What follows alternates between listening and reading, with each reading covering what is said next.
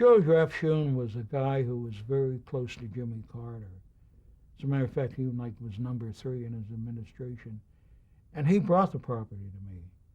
And what they were saying to me was, look, here's what happened. This wonderful black administration and the cops got together and found out who was murdering all these children. So that was the idea of the project. So I sent down a wonderful black writer. I wasn't thinking of doing it, but I sent him down, and he said, there's something terribly wrong here. None of the parents say they even knew this guy. They're trying him for the murder of 2 adults. They're not even going to try him for killing the children. And I said, wow, and I talked to Bob Woodward about it. And Bob had talked to a man who was on the Supreme Court in Georgia, a wonderful man. And he said the case was a sham. Also people like Larry Tribe, the great lawyer, and William Kunstler. And when I got into it, I went to jail to see him. He's not a very likable guy, unlike George Whitmore, But nevertheless, he was innocent. And he was very informative when he talked to me. And as I say, I think he had a lawyer that was a little cowed by everything.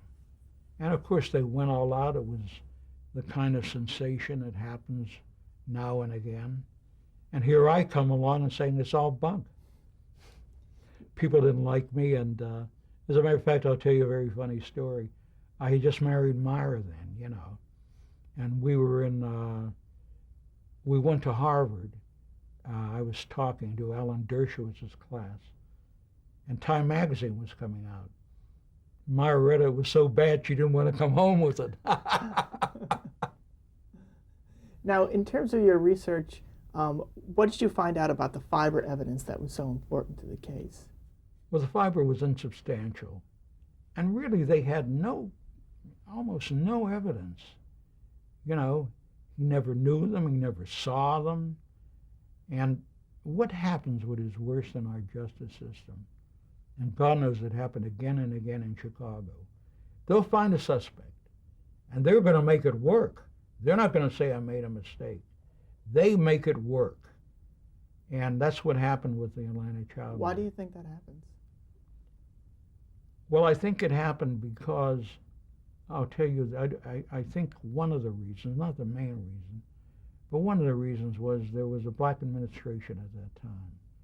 And they didn't want to make it into a white-black thing. But, we've had certain information that part of the Klan might have been involved.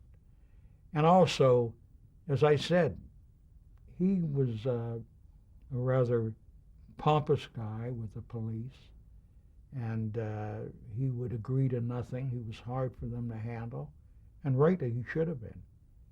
And so they made the case. There have been many people since who have said it's wrong. And it's a miscarriage of justice that still goes on. I was able to help George Whitmore. My wife and I were helped to get the McMartin teachers freed, but I wasn't able to do anything for Wayne Williams. It was the first time, I had done all these things, and it was the first time that when I talked about it, I sensed within the media a hostility about this. They didn't want to believe it, I guess.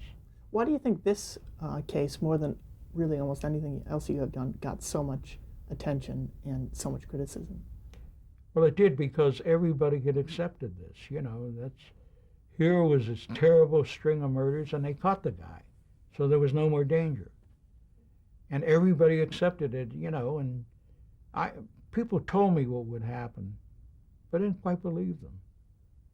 It was almost as though I was standing up against the whole world, and they didn't like it. And even I remember, I'll never forget, that, since it was CBS, Dan Rather was going to talk about it. And Dan Rather, here's the way he opened his program. I'll never forget it. He's everybody's angry at Abby Mann.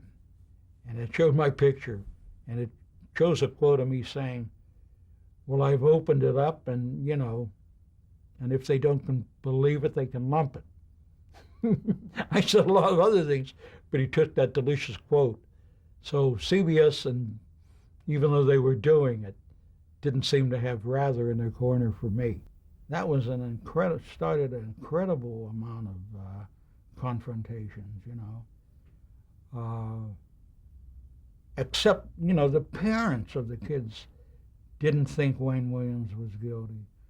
But where I had a problem, which was a bothersome problem, here we had the first black administration in Atlanta. Andy Young, who was such a good friend of Martin Luther King's and mine, was mayor. And here I was attacking them, and I had to for their way they treated this case. And they were so upset with me that here are these people who I had worked with on my film about King. They went to New York and said to CBS, don't do this. And of course we did do it. The ratings were excellent. A lot of the reviews were very mixed, saying that I'd taken advantage of a situation and that he was innocent. He was guilty. And of course he wasn't guilty. But he had a very bad lawyer, and he's in jail to this day. And I have facts that I think prove that he's innocent.